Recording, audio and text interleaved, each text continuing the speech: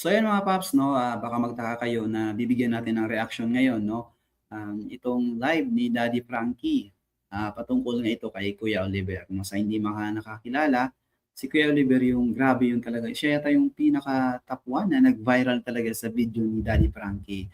Grabe ba naman ang, kaniyang sinapit, biruin niyo parang hayop na lang na ikinulong ng, kapatid o kamag-anak nila dun sa isang kulungan 'no. Na kung saan pati dumi niya ay kinakain na lang talaga. Kita niyo yung buhok naman na paggupit ni Daddy Frankie, yun talaga ang nag-boom 'no, grabe. At sinusubaybayan niya ng milyon-milyong, tao 'no, mga paps, na mga solid Daddy Frankie.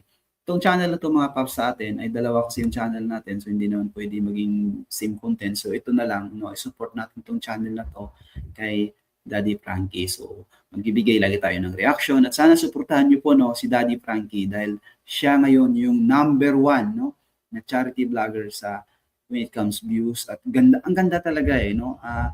Yung shelter niya malaki, tapos siya talaga yung mga alam mo yun, yung mga taong wala ng pag-asa sa buhay, siya ang tumutulong mga paps, na talagang pinupuntahan niya. Hindi madali yung ginagawa niya kasi kumbaga may mga problema sa pag-iisip, sa mga depression, mga ganun. Si Daddy Frankie ang tumutulong pagdating dyan.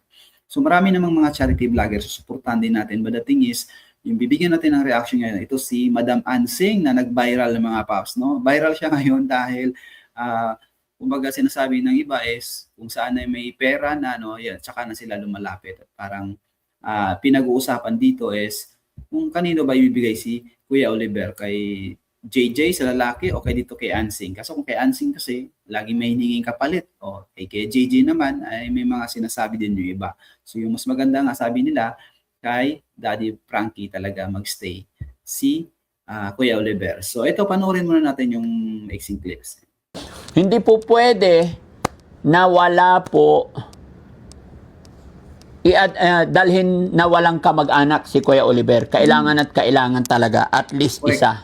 Tamura-san, hello po, magandang gabi po. Kaya kailangan. So kung sa bagay, sa totoo lang, kahit kami, mas prepared ko talaga si Kuya JJ. Kasi lalaki kahit saan, madali. Pero pag kami mga lalaki tapos babae, 'di ba? Mahirap. Pero syempre, gaya ng aking sinasabi mga kababayan, nirerespeto po natin lahat, bibigyan natin ng puang lahat ng kagustuhan para hindi tayo makapanakit, hindi sila magtampo, no?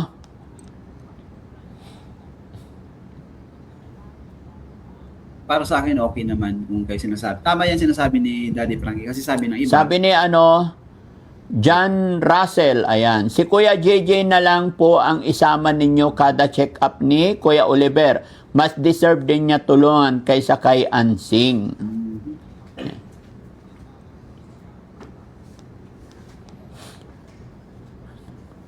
Kasi gusto ng iba, kay Daddy Frankie lang talaga.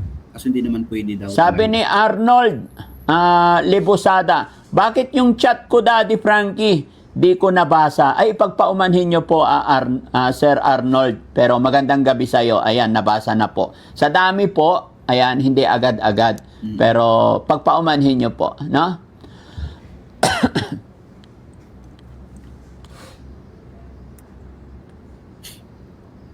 Tama naman si Daddy Frankie na hindi talaga pwede no mga sabi paps, ni na hindi talaga pwede no walang kamag-anak. Kasi pag pumunta ka doon, mapasikap, hanapin talaga yan. Ay, kahit pagpakilala naman si Daddy Frankie na siya yung tumulong, siya yung nag-rescue dyan, no, hanapin pa rin yung kamag-anak. So, no, whether we like it or not, talagang may isasama. So, gusto nga ng iba si Kuya JJ na lang kaysa naman dito kay Manang Ansing. Sis Han Bulig, ayan. Dapat nga magbigay pa sila Ansing ng pera pandagdag sa gamutan ni Kuya Oliver. Hindi yung kinukuha pa nila yung budget para sa pagamutan. Kung wala na may tulong, wag na sana dumagdag pa. Alam nyo mga kababayan, real talk po yan. Sa hirap kasi ng buhay, sa dami na ng natulungan or tinulungan natin, wala pa pong nangyaring ganon. Diba? Wala pa pong nangyaring ganon mga kababayan. Tulungan natin tong kamag-anak, Siyempre dahil sa hirap ng buhay, gaya nito, halimbawa, 3 magkakapatid o 6 na magkakapatid. May problema to isang kapatid, tutulungan natin.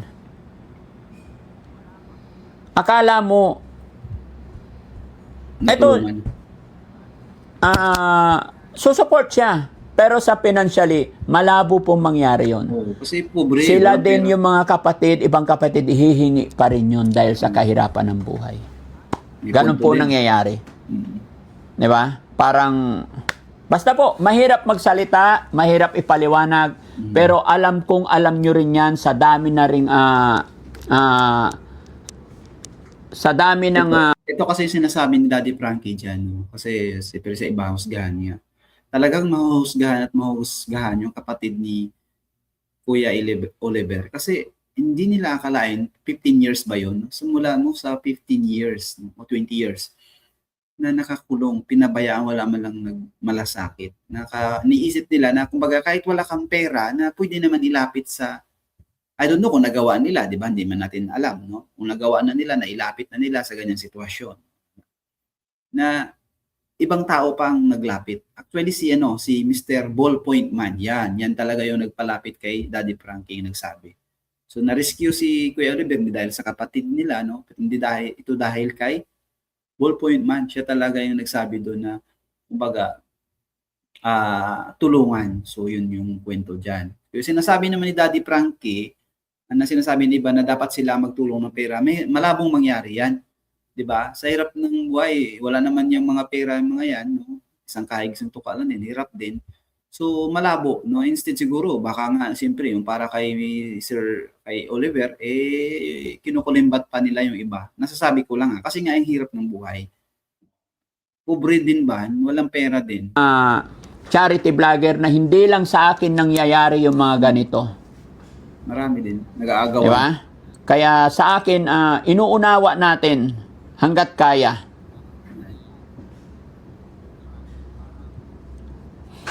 Bait ni Daddy Frankie. Sabi ni Glenn Bristol, ayan, Sir Daddy Frankie, kay JJ na lang po isama nyo. Mas mapagkakatiwalaan at mapagmahal sa kapatid. Hindi si Kuya JJ mukhang pera. Ayan. Yes po, magkakaiba naman po talaga sila at sinabi naman, intimano pa lang, umpisa pa lang, sinabi na ni Kuya JJ na wala po siyang pakialam sa pera. Ang perang yon sinabi niya noon-noon pa, sinabi niya para sa kapatid niya. No?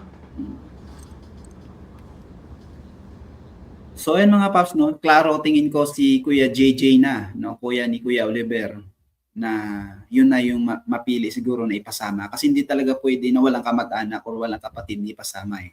At saka syempre, no, kailangan na talaga din ipagamot ni Daddy Frankie. Sayang naman yung pinaghirapan niya mga paps, no, at saka maraming nakasubaybay diyan kay Kuya Oliver.